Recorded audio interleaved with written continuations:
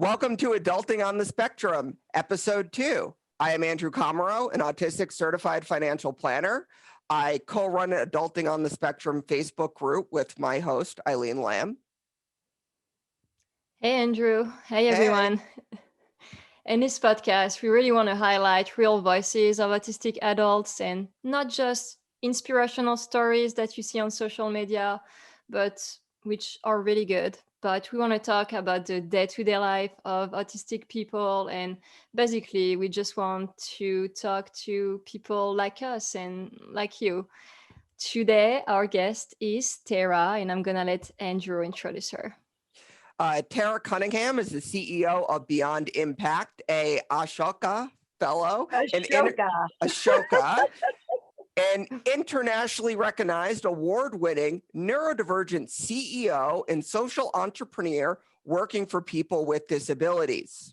If you don't know who she is, you'll know her work. In 2017, she began working the CEO of Specialist Sterna, where she helped major companies launch their autism at work initiatives.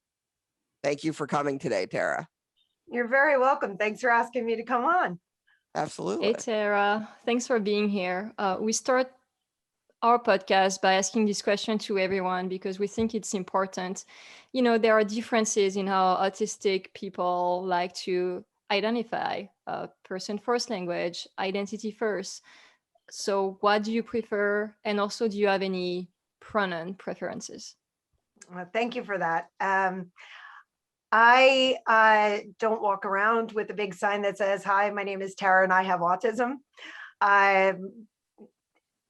I spent my life with depression and anxiety and was only diagnosed with autism by my autistic peers when I started doing the Autism at Work work, which was then certified by my psychiatrist and counselors who were like, yeah. So it also, my husband was also like, yeah, but you're not going to use that as an excuse either. So what do I like to be called? I don't care. If it's autistic person, woman with autism, person with a disability, it doesn't actually matter to me. Disability without context is truly meaningless. And I really believe, and I say this all the time, and it gets me in trouble, if we're having a conversation about what to call it, what to call me, we are having the absolute wrong conversation. My pronouns are she, her, and hers, and thank you for taking that into consideration. Of course. So we want to ask, what is a question that you don't get asked often enough that you wish people would ask of you? You're a wealth of information and knowledge. What do you wish people would ask? How do we stop disability being the first thing that is categorized for students when they're in the system? I was diagnosed when I was 45. I'm 46 now. I know I don't look a day of it, but but if I was 7 and I had an autistic label, I would have spent my entire education learning about the things that I can't do. My parents would be told what I was not going to be able to achieve. I would have to convince people that I could drive. All of these things happen because of a label. And I believe that if schools took each individual student, disabled or not, at their face value, what is their strengths? What are their passions? What are the skills? What is going to make that student have a meaningful life? We would not have a tenth of the problems we have today. I So love in this short, answer. oh, sorry. Yeah, go for it, Andrew. No, so like in short, just assume competence. Of course, I always yeah, assume always. competence. The most infuriating thing is if you watch some. Here's a really ridiculous fact: in malls, children get kidnapped all the time. You know, and the easiest way to kidnap a child is to drug them up, stick them in a wheelchair, and wheel them out of the mall in plain sight. We've all been told, don't stare at the wheelchair. Don't stare at the person in the wheelchair. And because we are told to avoid disability, don't look, don't stare, kids get kidnapped. Now, if you're in a wheelchair, the person who's pushing your wheelchair will be the person who is the questions directed to them, not the person in the wheelchair. These are ridiculous stereotypes that if you have something that's missing or that's not normal, that you're incapable of being able to be productive or useful or answer a simple question of which ice cream would you like? You know, it's quite extraordinary. So back to what you said, assume competence. People really need to start doing that. People need to stop being afraid of disability. They need to stop being afraid of autism. There's nothing to be afraid of. And unfortunately, there was this movement in the beginning. It was this, an epidemic, and all these terrible words were used when it was just finally being identified that people think neurologically different. And that's all it is. And if we can harvest and harness that talent of that different way of looking at things, then we are able to progress as a society. Right now, people that have critical thinking skills are lacking in an enormous way. The best critical thinkers I have ever met are autistic, full stop. So, you know, I could talk about this all day, but if you go into a bank and you see a kid flapping, security might come by and tell you to bring him outside. He's making the customers a bit uncomfortable. Like, are you kidding me? That happens all the time. My 15-year-old son is a white male. He walks into a bank, the branch manager's on him like white on rice because they see white male money. If my kid had Down syndrome, he'd be handed a lollipop. These are both people that have absolute ability to make money, deposit money, invest money, and become very wealthy. Just because there is a label and they're not acting like the person in the front before them does not mean that they are unable. So unfortunately, disability just automatically means not able. You're autistic. I was 45. You're not autistic. Give me a break. You know, like, how are you so successful? You're autistic. Like, you're not autistic. Autistic people are XYZ. You know, like, God forbid you're able to get out of bed and walk and have a decent conversation and have a disability. It's crazy. You know, the society is really weak.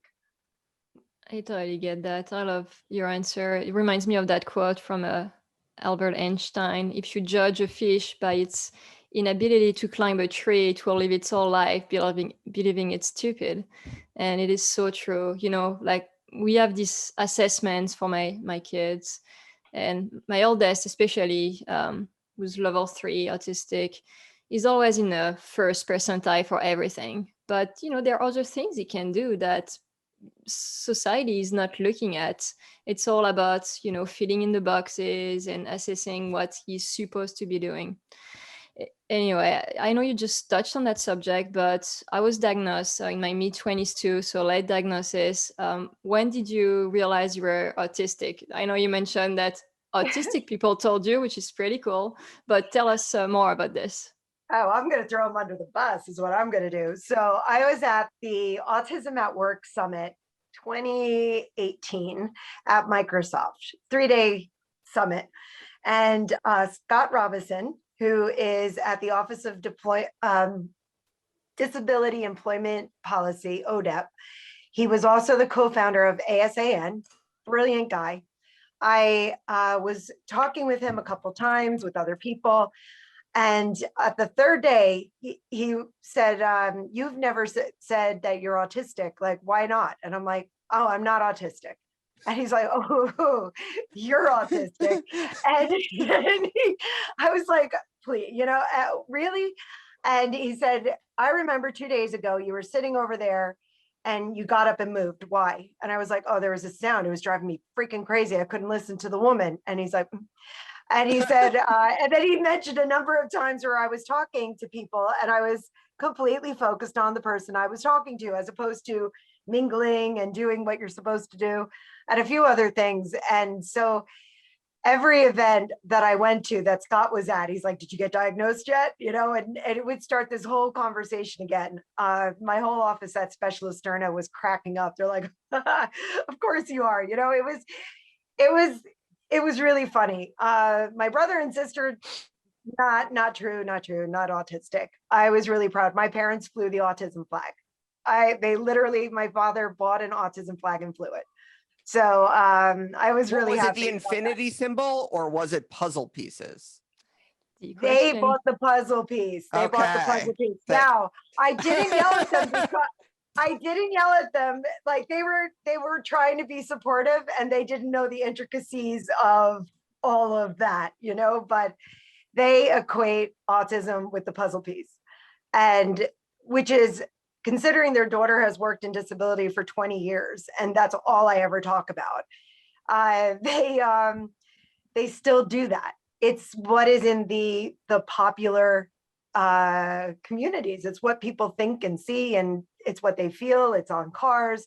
And it's like, if we could just find so I try to look at the puzzle piece instead of it being a negative that needs to disappear.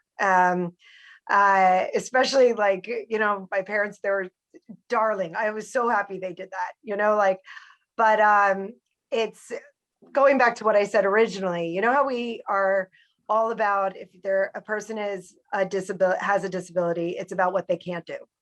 And so if people use the puzzle piece to figure out what's the thing they can do, if that's an easy visual for people to fix their mental state about what they think autism is, there's no harm in that. Would I prefer that it never existed? Yes. Big, fat, emphatic, yes. But it's there. It's in the popular domain. It's not going to change overnight. And so we should take it as positively as we can. I don't think there's menace in it. I think it's just what the community sees. If you're not involved in this space, or you are involved in this space, you have or have not an opinion on these things. And for the vast majority of the world, there is no opinion. It's like, oh, it's the flag. Okay. So I think people, again, should spend more time figuring out how to make us all come together instead of coming up with things to fight over.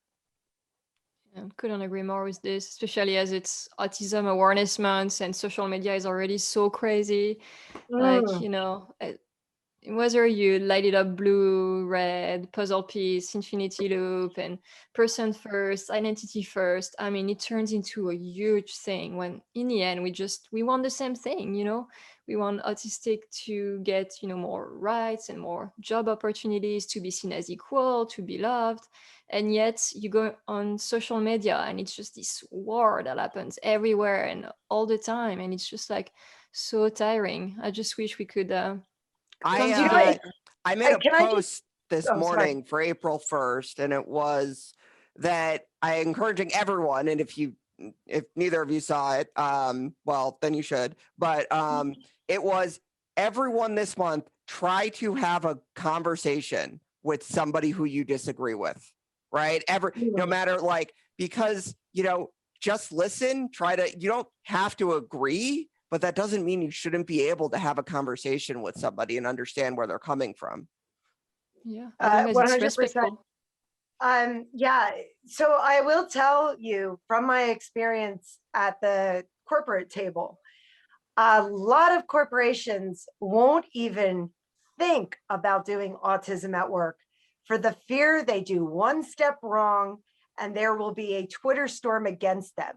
Right, of course. How is that kind of mentality on the side of autistic people using Twitter to attack people who are trying their best. It is destroying the ability for everybody to come on in.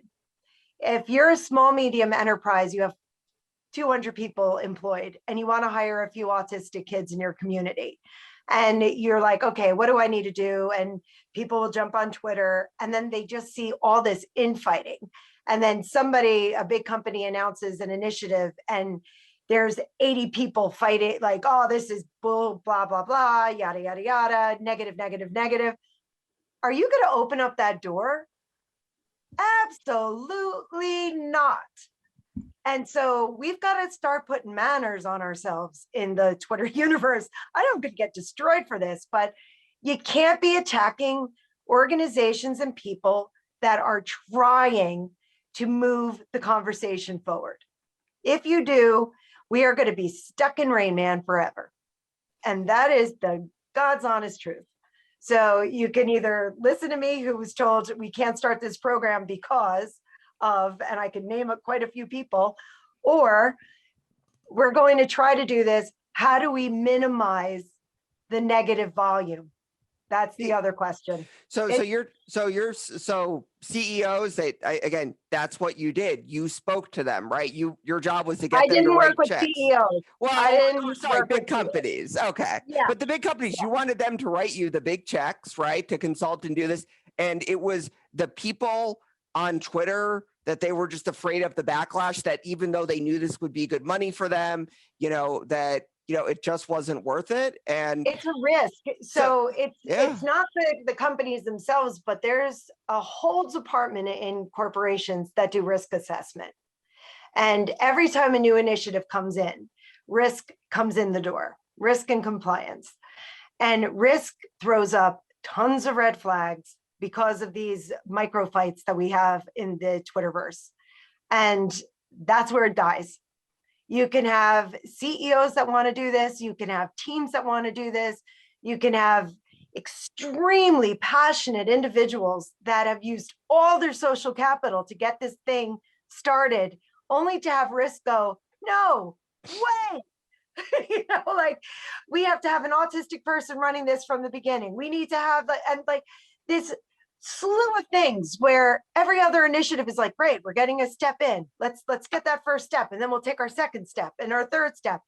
If we don't start off at perfect, whose degree of perfect, I have no idea, because there's no agreement on what perfect is. But if we don't start perfect, we're going to get destroyed. And so if you want to enhance bringing people with disabilities, bringing autistic people into the workforce, we have to do a better job at exactly what you just said, Andrew, having conversations, saying, congratulations, X company, that you're starting to do this. If you want to hear an opinion from an autistic person, DM me. That would be enormously helpful. That would actually move the bar. Not, who do these people think they are, blah, blah, blah. That just shoots everybody in the foot. And for the record, I've done that. And some people are assholes. They will always be assholes. That's okay. But I find more often than not, they just don't know, and people want to learn. So like a great example of, is there was something on LinkedIn, the Financial Planning Association was saying, diversity and inclusion initiatives. So I said, well, what about diversity and inclusion initiatives? And I'm going to admit, I wasn't having a great morning. I think I was being a little more trolly than encouraging, although it didn't come out mean. And they said, you know what? We're right. You're right. Here, come talk to us Thursday. We want to include neurodiversity. We didn't even know about it until you mentioned it. So but they're so open. Now, not everyone is that way, but it's the nice people. If I was mean to that person from the beginning, right, then it never would have happened. 100%. You could not be more correct right now. And to be honest, those are the people that get employed, the people that are helpful in these places. Like, nobody wants to hire somebody whose entire existence is to show what's wrong. I mean, and in fairness, now let's think about this. their entire life, they've been told what's wrong. So they're only acting as they have been acted upon. So I'm going to flip. Oh, sorry. No, go ahead. I'm going to flip that around for you.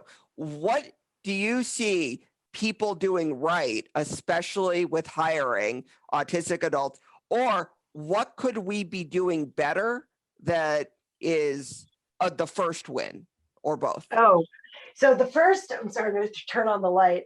The first thing and the most important thing is autistic resumes are horrible, horrible. We do an entire 2 hours, and it's almost, I called it almost like Where's Waldo? Remember where you try to find the guy with the red and the white shirt inside this massive town? We would take out resumes, we'd take out all the describing information so nobody would know who these individuals are. But they were all autistic people that were placed in employment, okay? And we give them out to the hiring managers who will be working with us, HR, the talent acquisition, the hiring managers, and then the managers. And we'd hand out 6 of these resumes to everybody. And we say, would you hire them? Now, they don't know that these have been successfully hired individuals. And they go, no, there's nothing in here. Why would I hire them? And so we would teach them how to find the nuggets inside of a resume. So tutoring means you're able to share knowledge. That's enormous. Put it on your resume. If there is, if you've graduated with computer science, I get this all the time. There's people with 3.85 degrees, GPAs in computer science, and their resume has no languages, not Python, not HTML, nothing. The autistic person assumes that the person looking at the resume will know that they know languages because they got a 3.85. That's not true. And furthermore, algorithms, these companies are getting millions of applications every single year, like 20 million resumes a year that they have to process. They need algorithms. If you don't write Python, C++, I speak French, Spanish, Greek, and Latin. If you don't write that down, it is going to be missed in the algorithm. You will not get that first call. You will not. So if you've been in sports, if you helped manage a sports team, if you Boy Scouts, Eagle Scouts, these things are enormous. Put them on your resume. They show that you're able to work in a team. They show that you're able to bring along a project from start to finish. They show that you have an ability to do more than what your degree says. And that is important. And so if I had a magic wand to fix something right away, it would be that autistic people write a resume that an algorithm could actually pick up. And I just want to say something really quick because I just went tech. At Specialist Sterna, we had, or they still do, have the largest database of autistic people in the world. And only a quarter of them are computer science. A quarter of them are STEM.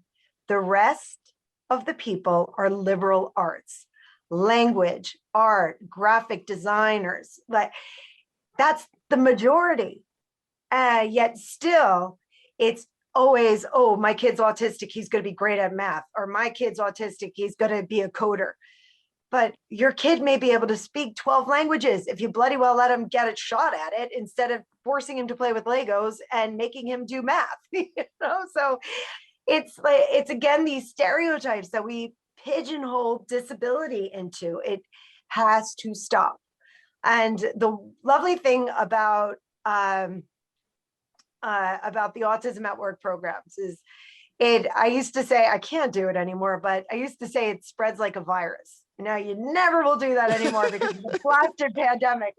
But what happens is the managers and the teams start gelling so well together. They become the most productive teams. They're the ones that people get promoted out of. it's something that is infectious and everybody wants a piece of it. So it typically starts with that technology, but it very softly starts getting integrated into the DNA of the organization because it's a good thing. And then people start looking at other disabilities as well. And they're like, I always talk about, if you're labeled with a disability, it's food, flowers, or filth. Those are the three places you're going to wind up. And that's disgraceful. These are analog, old jobs that are going to be a thing of the past. We need to equip our students today with the technology and the resources so that they can participate in the jobs of today and the future. If we keep keeping them in old mechanisms, like learning how to do, it's crazy what people are doing, like, needs to stop. It absolutely, that kind of mentality needs to stop. So Yeah, I agree with you there. We tend to put autistic people in boxes, like, oh, autistic, you're good at math. And it's not true for everyone. Like, for instance, I'm terrible at math, but I'm good with languages. My first language is French, as everyone can probably hear. And we just, need to be given the opportunity to choose what. And that's kind of what you were saying about how you grew up neurotypical. So really you didn't have that experience of, oh, we're going to push you in that box because you have a label. And in a way, it's good not to have the label for that reason, because everyone kind of set you up to the same expectations as everyone else, right? I try to think about how my life would have been different. I look back, I'm horrendous at math. And I can't I'll come out on the record on this. My SAT score was a 790. That basically means I wrote my name. And, but I was almost I was a 3.85 in my major and a 3.65 overall at Rutgers. But my SAT score was horrendous because I can't choose between four things. Like, multiple choice does not work for me. I want to argue. I just want to argue the point.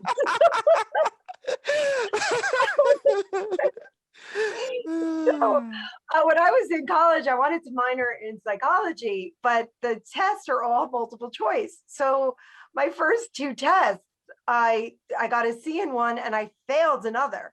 And I was bawling. I was crying so much. And my abnormal psych teacher, I went over to him and I'm like, I can't choose. I just can't choose.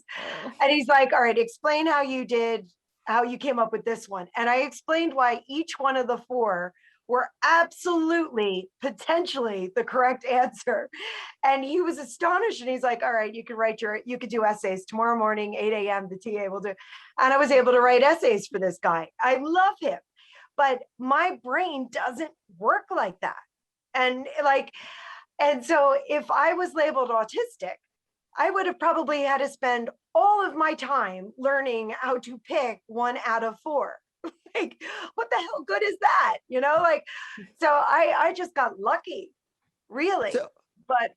So that leads really well into another question. And Eileen, you want number 6? You want to ask?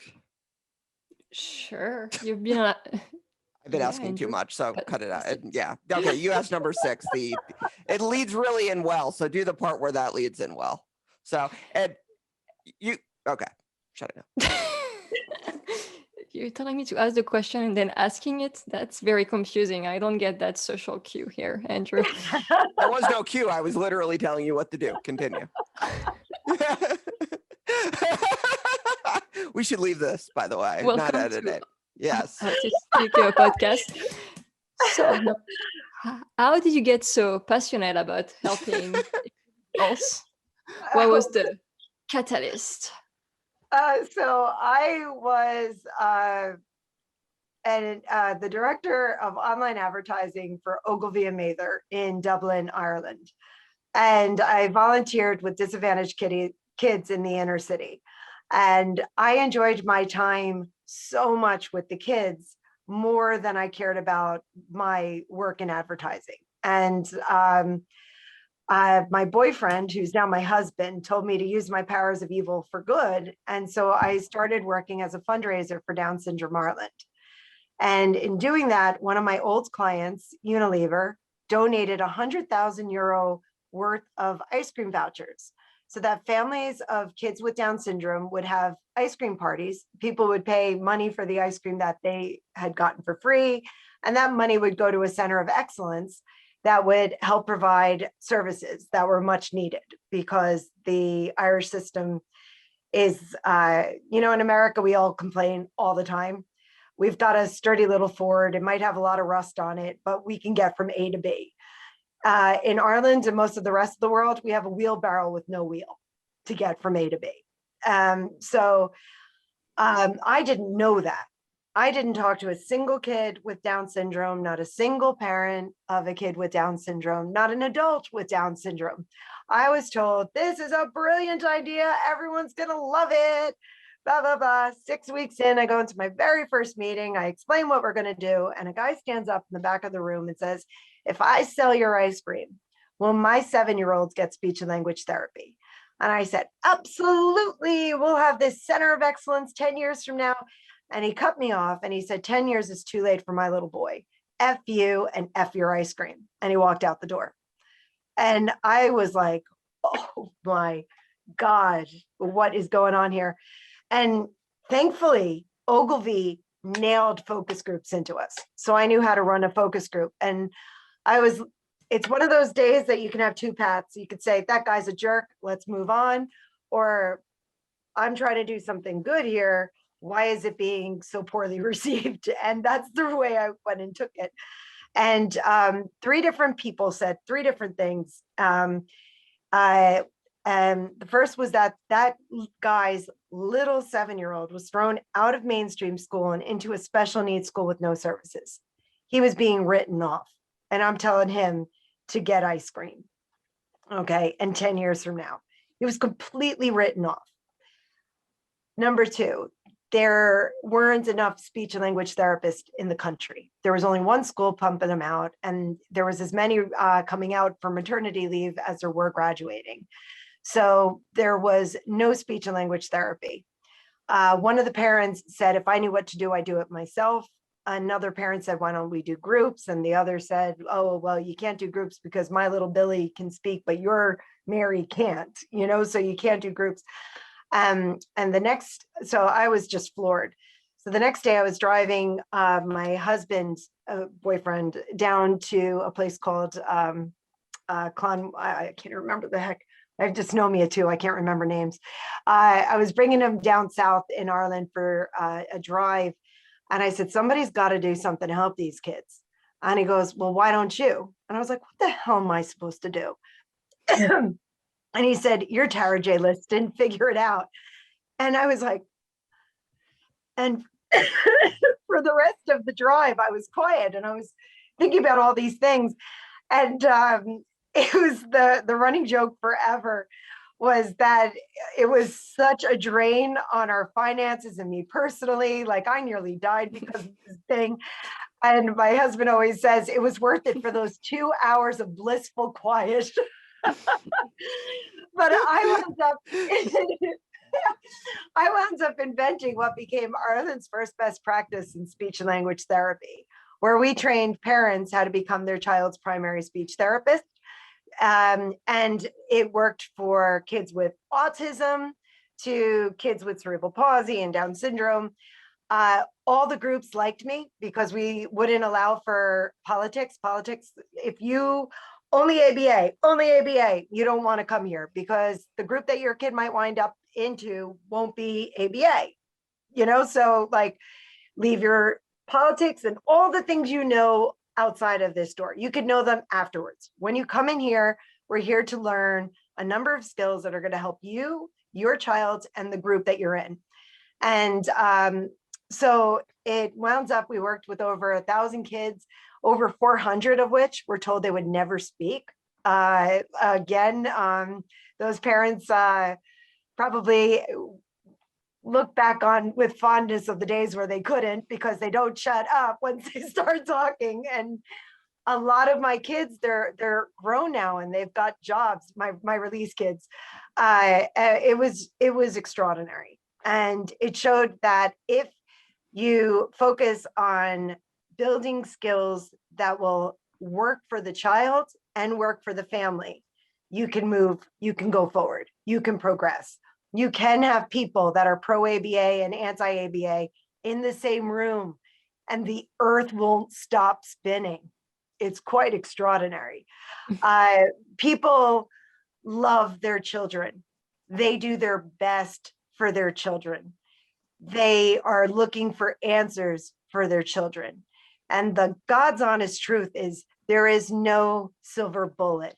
If there was, the person would have a Nobel Peace Prize and they'd have more money than Bill Gates or Bezos or whoever. It doesn't exist. And it doesn't exist because every single person is an individual. You take disability without context and you're at nothing. So everybody needs to just take it down a level, think about what you are trying to do, think about what your child's school, or if you're a student, what you want. What is the meaningful life of the person with the disability? What will make them happy? And if it's folding shirts, fantastic. If it's learning 12 languages, fantastic. If it's cleaning houses, wonderful.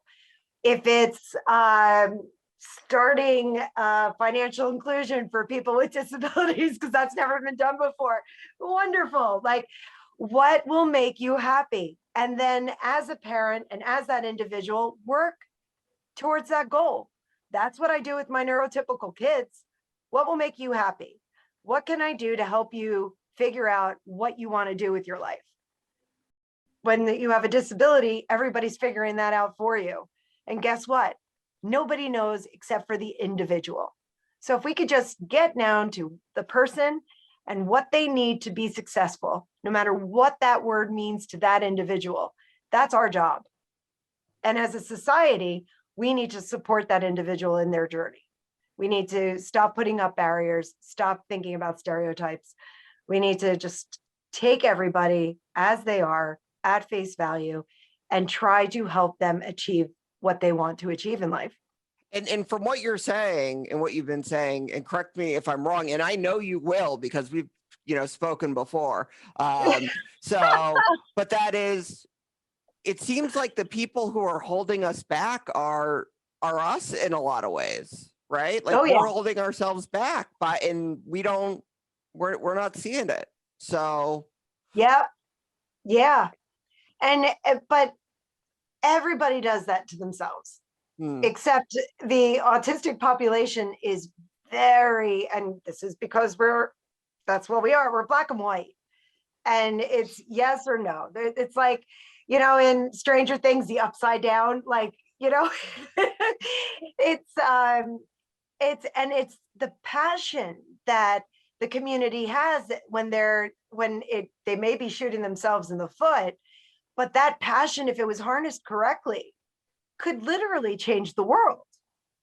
So, like, my advice would be, before you attack somebody for a belief or for trying something new or for doing something that didn't turn out to be what you thought it was going to be, guess what? That's life.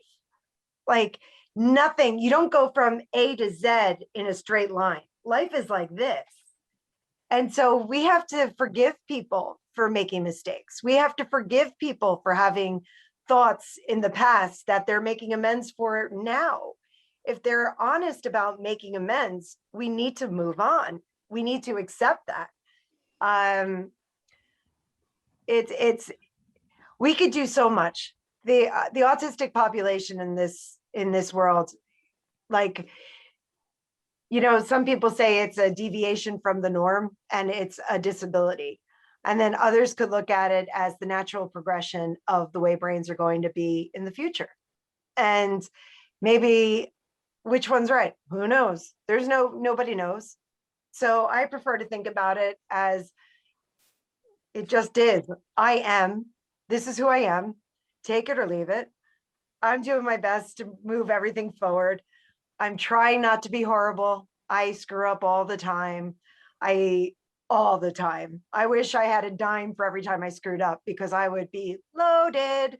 But like, if you could admit you made a mistake, if you could dial it down a bit, we'll be able to get so much more done.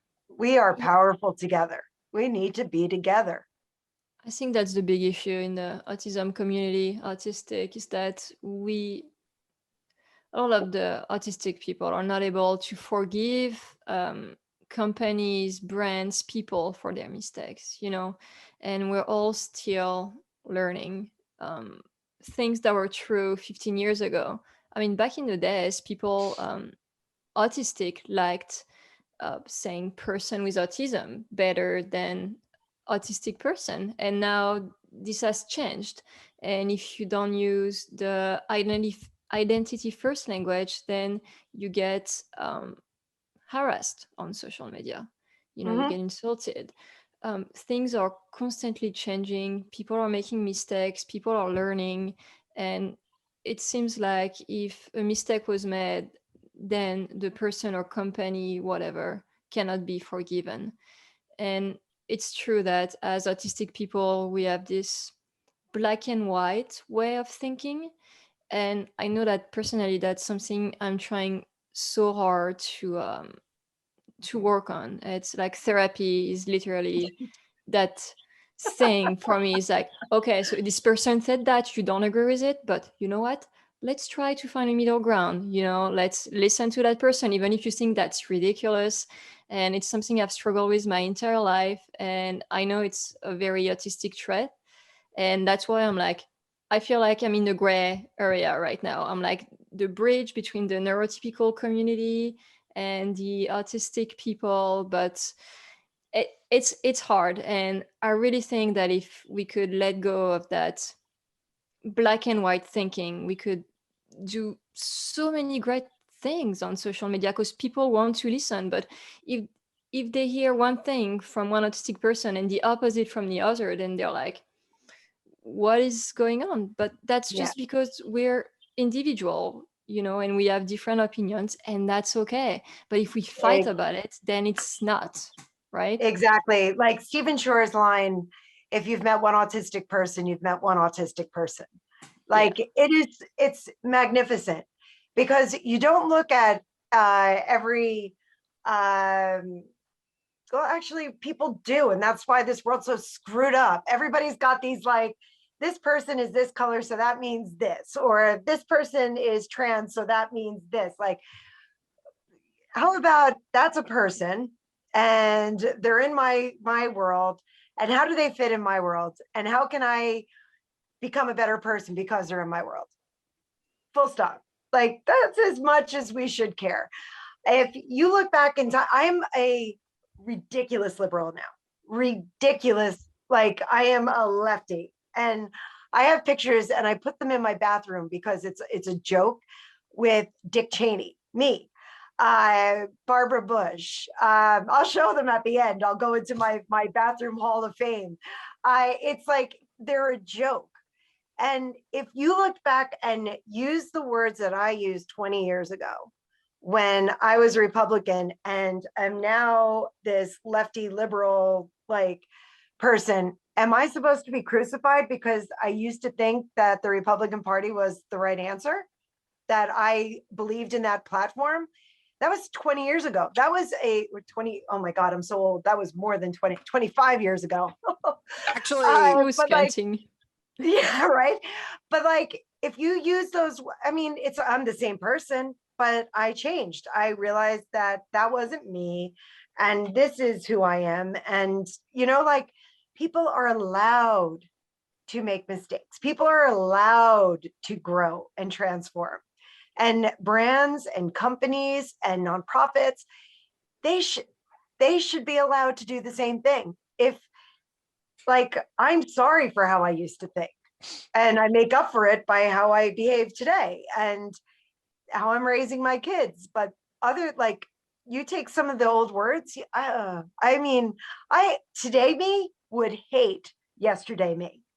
But if I was running for office, I'd be destroyed by my old words. Andrew, that reminds me of that quote that you told me. Remember, I asked you what your favorite quote was? Ignorance and so Harlan's razor, never attribute anything to malice that can be adequately explained by stupidity. Was it that one? I think that was ignorance, but I guess stupidity works too. Same thing. Yeah. Yeah, same idea. Same idea, right? But no, but it's true. So Tara, I know this part's going to be really hard for you. It's called quick fire questions, and I think you're going to take too long. So I mean, we can skip them. All right, give me a time, and like one answer, like really quick, like one answer, and so okay, fill in the blank. Your autism is awesome. What is the best piece of advice you've ever been given? Be careful who you know, because it'll determine who you know. My daddy gave me that one.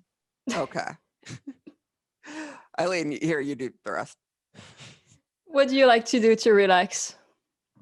Oh God. I right now it's painting my kitchen.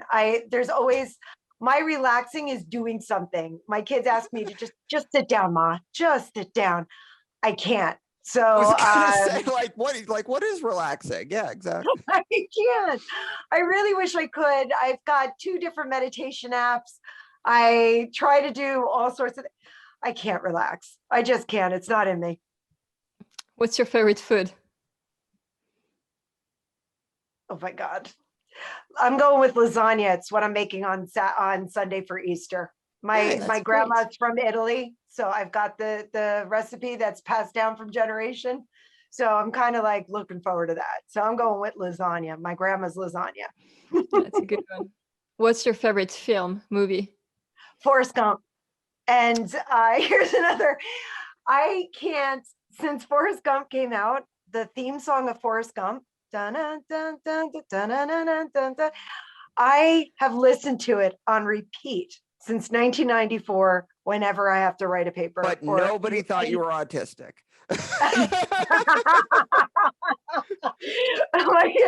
my kids hear that play, they don't go into her office. She's in work, like I physically cannot do work without listening to that song, like real work. That's awesome. But that movie is so, I'm a history nerd, and it is historically accurate. It's like, and I heard from Vietnam veterans that it was the first depiction of Vietnam that was even close to the truth. I'm a war historian, a 20th century war historian. I am a super nerd when it comes to that kind of stuff. And so Forrest Gump was everything to me. Oh, and I love Elvis. So it even opened with that. It was just pure magic. Love it. Love it. Love it. Love it. Well, thanks for coming today. It was so great chatting with you. I feel like we touched on so many important points, things that could make the autism and autistic communities so much better and united. And I hope that people who are listening are, taking in what we're saying, even if they don't agree right now, just take it in and think about it, because a lot of us, all we want is to, come together. Even if we disagree, it's okay. And I think you really drove that point home. I think that's the expression. I'm gonna go with that. So thank you. And Tara, if you have a shameless plug, if there's something you're working on, we skipped over that question, but if you're working on something exciting, feel free to put it out there. Thank you. I am working on the financial inclusion of people with disabilities. 60% of people with disabilities are considered low, moderate income, and they are caught in a poverty trap. They're afraid about losing their SSI or Medicaid. Fear is stopping people from living their greatest life. And I believe that if people had access to finance, access to their own money, so the SSI goes into the person with disabilities bank account, that they no longer work for free. Oh, if I had a magic wand tomorrow to stop something, it would be to end Section 14C, sheltered workshops. Sub-minimum wage needs to go. But people need to be paid a fair wage for the work that they're doing. I am sick of seeing kids at Target with Down syndrome folding shirts doing the work for free for experience, while Peggy over there is on her phone having a great chat, making $15 an hour. So we need to make sure that every person with a disability has a bank account, understands finances, and that the families learn how to navigate SSI, that it's not the answer. It is a support. It is not, it's an entitlement. It is not a given. What is the best thing for your child? And if you're an adult or you're about to graduate and you're listening to this, don't settle for going to the day center. Don't settle for going to a place that you don't want. What do you want to do? And make sure the people around you know what you want to do so that they can help support you. You might have spent an entire lifetime being told what you're going to do and be devoid of choice. It's your life. You have a choice.